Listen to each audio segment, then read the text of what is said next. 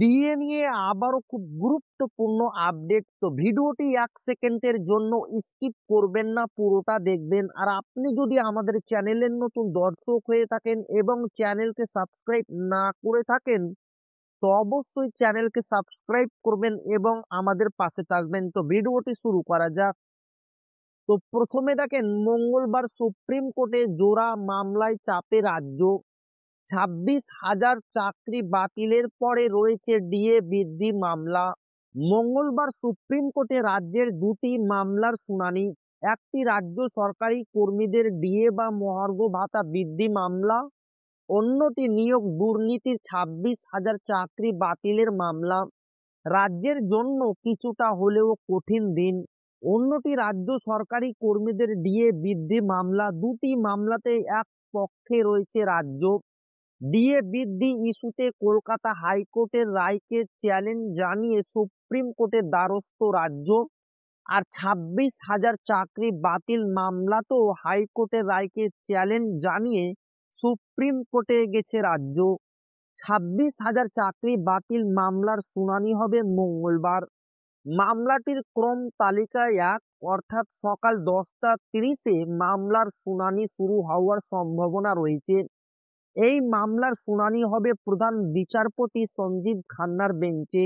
মামলার রায় কোন দিকে যাবে, শুধুমাত্র অযোগ্য চাকরি প্রার্থী না যোগ্য অযোগ্য সকলের চাকরি যাবে, সেটাই এখন মূল প্রশ্ন।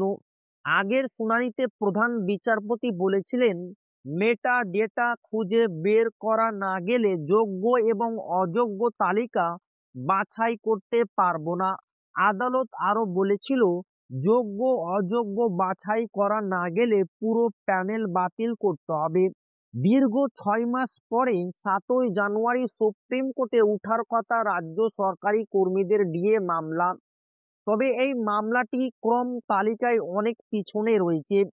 শুক্রবার সুপ্রিম কোর্টের তরফে জানানো হয়েছে, আগামী মঙ্গলবার 7ই জানুয়ারি বিচারপতি হৃষিকেশ রায় ও বিচারপতি SVN ভাট্টির বেঞ্চে ডিএ মামলা উঠবে।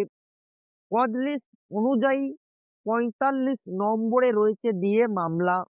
সুপ্রিম কোর্টের কজ লিস্ট অনুযায়ী 7ই জানুয়ারি 4 নম্বর আদালত কক্ষে একেবারে শেষে রয়েছে ডিএ মামলার শুনানির সময়। তাই শুনানি হবে কিনা তা নিয়ে রয়েছে সংশয়।